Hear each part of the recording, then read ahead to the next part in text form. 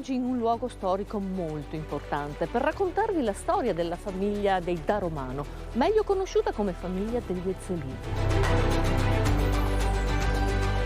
Era una delle famiglie più importanti dell'epoca. Hanno dominato per oltre 200 anni il Piemonte, le Marche trevigiane e veronesi. Ed è qui che trovano il loro epilogo, a San Zenone degli Ezzelini. Benvenuti a una nuova puntata di Itinerari Turistici.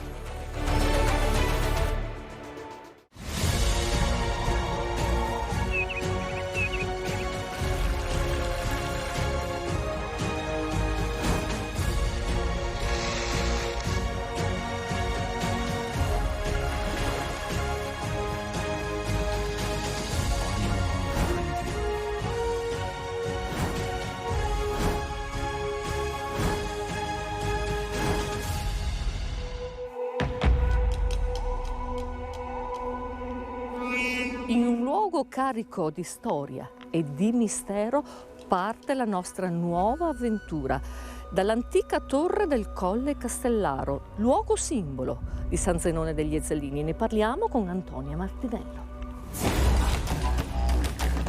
Buongiorno Antonia. Buongiorno Ida, benvenuta a San Zenone degli Ezzelini. Ci troviamo in questo colle chiamato Colle Castellaro. Significa che qui c'era un castello ed era uno dei castelli più importanti della famiglia degli Ezzelini, ovvero i Da Romano, conosciuti meglio come Ezzelini, perché qui era una fortezza militare molto importante. Difatti, in questo luogo trova la fine la famiglia, la dinastia proprio degli Ezzelini, attraverso l'ultimo componente della famiglia che si chiamava Alberico da Romano. Ma chi era Ezzelino III da Romano? Un feroce tiranno, nominato anche da Dante Alighieri in uno dei suoi cantici della Divina Commedia. Ezzelino III, ecco, l'hai detto, era un tiranno, considerato un tiranno dai posteri, diciamo così. È stato un grande condottiero, è stato un arguto politico, è stato un personaggio importantissimo per la storia del Piemonte e oltre il Piemonte, perché lui i suoi territori, i suoi averi li ha avuti anche in Lombardia, ad esempio, ma anche in Romagna, insomma, ha spaziato molto. Ma perché era nominato il tiranno, il demonio? Perché? Perché la storia la scrive ovviamente il vincitore e quindi lui, essendo stato sconfitto nell'ultima sua battaglia a Cassano d'Adda ed è stato fatto prigioniero, quindi è morto a Soncino, i nemici hanno scritto la storia, per cui è considerato dalla storia, è stato considerato per anni il tiranno e figlio del demonio.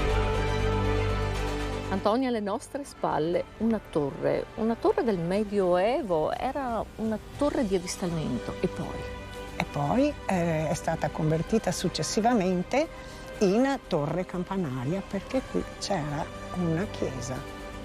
Allora andiamo a conoscere Alberico III. In questa torre entriamo nel suo mistero.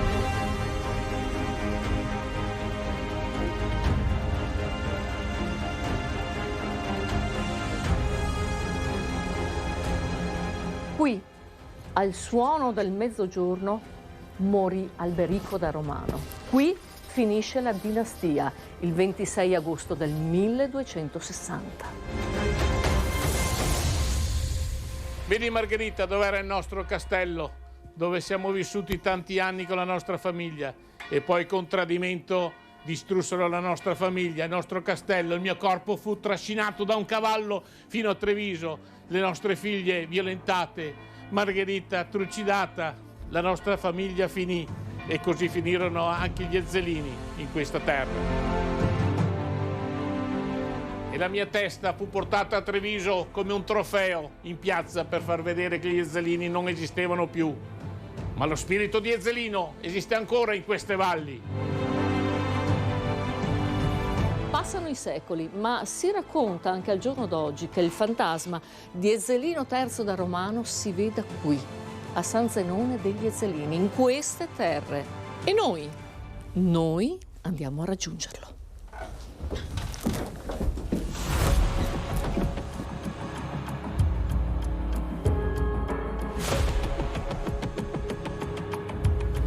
Le scale sono state tante, veramente, ma questa fatica ne valeva la pena.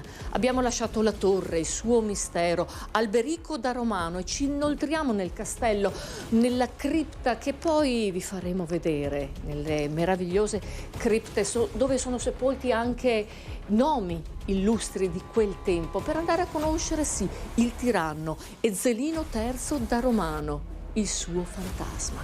Venite con me.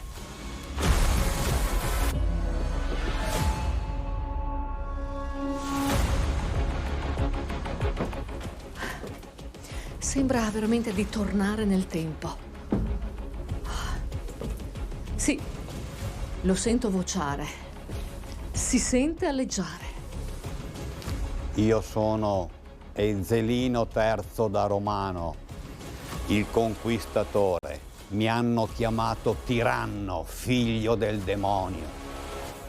Ma tutta la mia vita l'ho condotta con fierezza e rettitudine, soggiogando i nemici, sì con le armi, ma con l'astuzia e anche con la politica. Fin dall'età di 5 anni sono stato addestrato alle armi ed è sempre stata la mia passione, strumento di vittoria che mi ha accompagnato nelle mie battaglie e mai mi ha tradito. Ricordo ancora come se fosse adesso.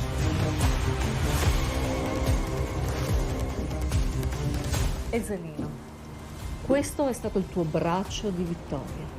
Queste sono le mie fedeli compagne che non mi hanno mai tradito. Queste sono le spade, come puoi vedere. Spade a una mano, falcioni, spade a 2 mani. Queste erano le armi micidiali. Erano le armi che provocavano più danno in assoluto. Il danno che non poteva fare una spada lo faceva la mazza ferrata. I pugnali che portavano le donne e le daghe che servivano per dar manforte alla spada. Crociato, mio nemico, ma sempre rispettato.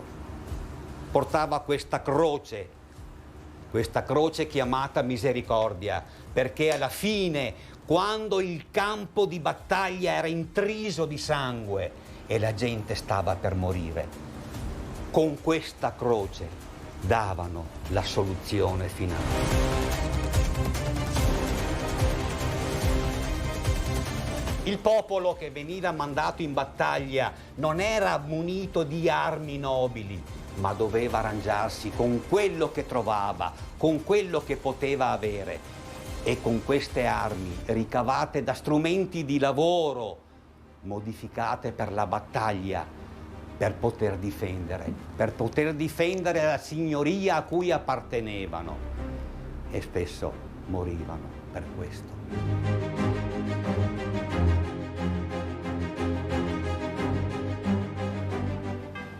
Questi copricapo, elmi che ti salvarono la vita di varie epoche e di varie carature.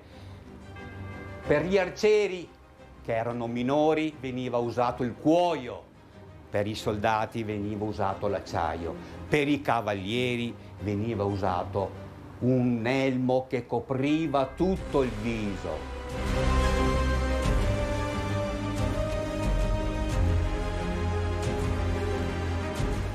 Seguiamo Ezzelino III da Romano, il tiranno. Scendiamo nella cripta, il luogo più storico e più importante di questo sito, ma anche il più misterioso.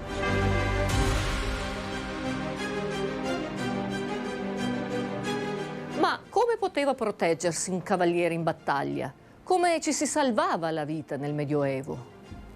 Questa camicione chiamato gambeson, un camicione imbottito di crine di cavallo.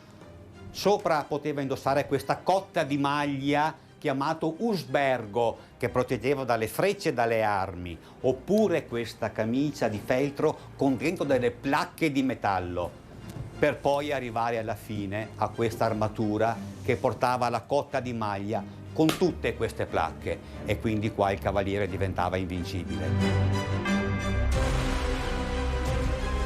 infine entriamo nella cripta, sì, una cripta esistente già dal 1150, detentrice di un mistero, che poi mistero non è.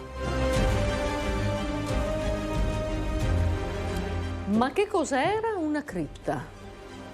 La cripta era sicuramente un luogo dove venivano svolte le funzioni funebri, quindi quando moriva qualcuno, sia nobile o di chiesa o qualsiasi altra persona cristiana, veniva portata qui, veniva fatta scendere da questo buco che vediamo e qui veniva svolta appunto la funzione religiosa. Se il defunto era un nobile, poteva essere sepolto anche qui dentro, oppure potevano essere sepolte persone di chiesa, mentre gli altri venivano trasportati fuori in un cimitero. Ma questa cripta nasconde alcuni particolari molto intriganti. Allora, intanto le colonne sono quadrate, colonne medievali, però due di queste colonne che possiamo vedere là sono colonne romane. Quindi questo presuppone che qui, prima di essere un luogo sacro cristiano, fosse stato già un luogo sacro pagano. Altra cosa è che sappiamo con certezza che dietro una di queste pareti c'è una stanza buia. Non è mai stata aperta, non sappiamo cosa c'è dentro, ma sappiamo che c'è. E quindi, questo è il suo mistero. E questo è il suo mistero, intrigante, misterioso, ma speriamo di poterlo rivelare un giorno.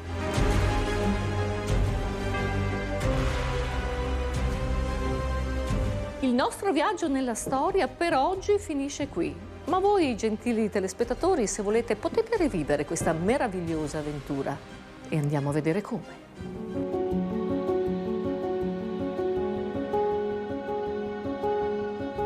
Noi siamo Accademia Sodalitas e Celinorum. Venite a trovarci al Museo Multimediale Antica Pieve di San Zenone degli Ezzelini sul Colle Castellaro. Ci trovate aperti la prima e la terza domenica di ogni mese. Venite a immergervi nella storia.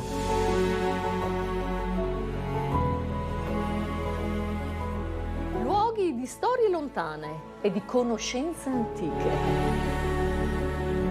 e che appartengono ad un mondo recondito, unico e affascinante, qui, per voi, a San Zenone degli Ezzelini. E grazie di aver viaggiato ancora una volta in nostra compagnia. Naturalmente, io vi aspetto la prossima settimana.